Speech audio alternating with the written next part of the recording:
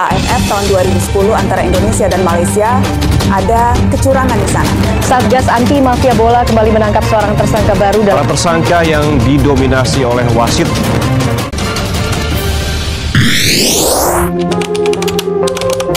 Inilah dosa besar yang tidak akan pernah hilang dari ingatan para pecinta sepak bola Indonesia.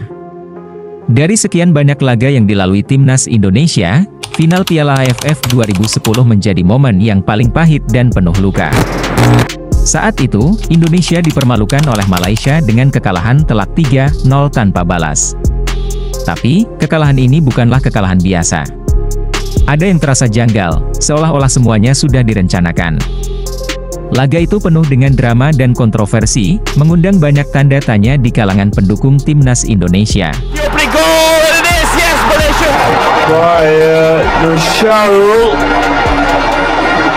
Did well here to keep the ball in.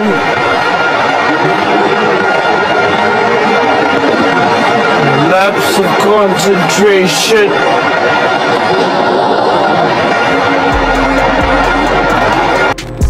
Harusnya Maman Abdurrahman biarkan itu bola itu akan offside, akan keluar.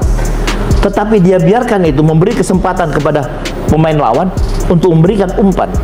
Disitulah gol pertama. Ya. Anda ketika itu pemain senior di timnas, masa bisa melakukan langkah yang seperti itu? Biasanya pemain bola selalu tutup badan seperti ini. Dan kalau udah seperti ini udah nggak bisa apa-apa. Ternyata pas saya mau begini, dia lari ke mana? Lebih pilih. Iya, dia punya kecepatan memang. Strikernya lebih. Karena dia melihat.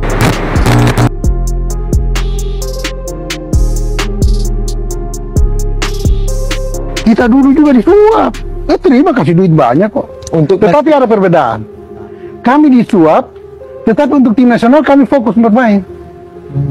Sekarang beda, disuap untuk tim nasional kalah. Dan pemain lakukan itu. Bisa? Loh bisa. Sekarang waktu lawan Malaysia apa buktinya? Kan kelihatan betul. Saya punya pengalaman pribadi dengan seseorang yang saya nggak sebut namanya, ya, yang dia bisa mengatur pemain nasional dan tim nasional. Hari itu saya ikut meliput dengan dia, dan saya tahu persis dia lakukan itu. Dia masih aktif sampai sekarang? Sudah tidak ada. Banyak yang mengira bahwa Indonesia akan menjadi calon kuat juara Piala AFF 2010.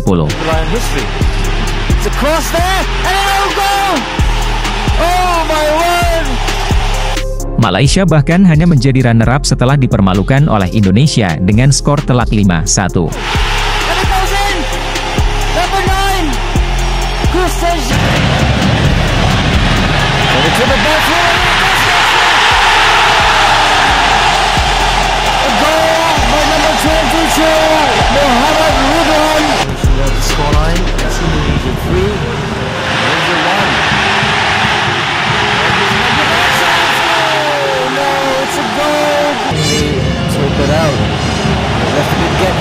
Satu grup dengan Malaysia, Thailand, dan Laos, Indonesia menunjukkan performa terbaiknya dengan pertahanan yang kokoh dan keluar sebagai juara grup. Namun, apa yang sebenarnya terjadi? Mengapa hasil akhirnya justru membuat pendukung Garuda kecewa? Has put a spring in the step of this game.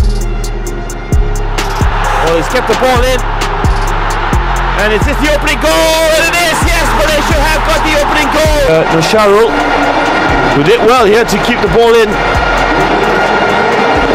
Lapse of concentration.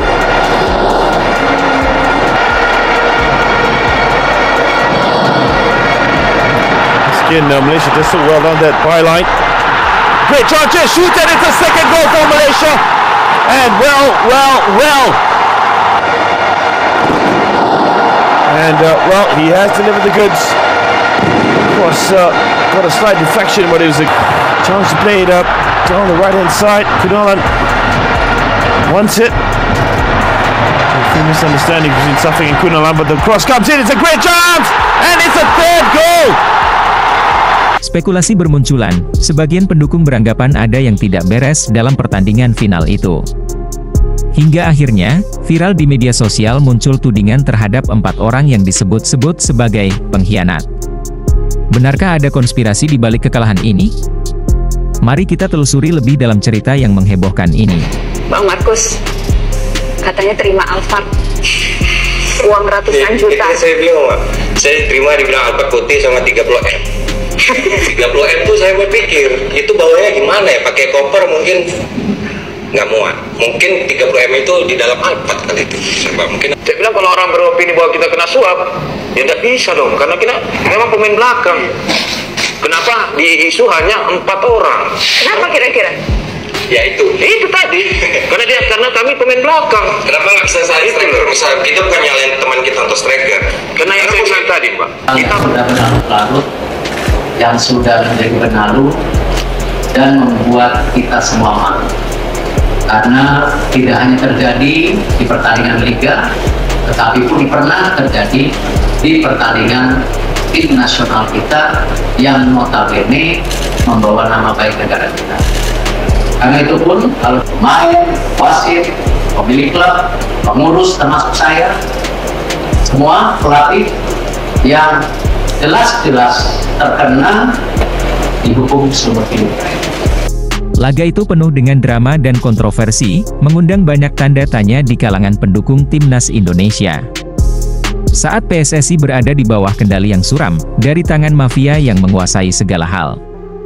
Tapi, tahukah Anda siapa yang menjadi ketua PSSI saat itu? Tidak lain dan tidak bukan, Nurdin Halid. Sosok yang sedang terjerat masalah hukum dan bahkan dipenjara karena kasus impor beras. Meski dibalik jeruji besi, ia tetap berkuasa sebagai ketua umum PSSI. Bagaimana mungkin seseorang yang berada di penjara masih bisa memerintah? Ini bukan hanya sekadar kisah lama, tapi sebuah tragedi yang terus dikenang dan meninggalkan luka mendalam.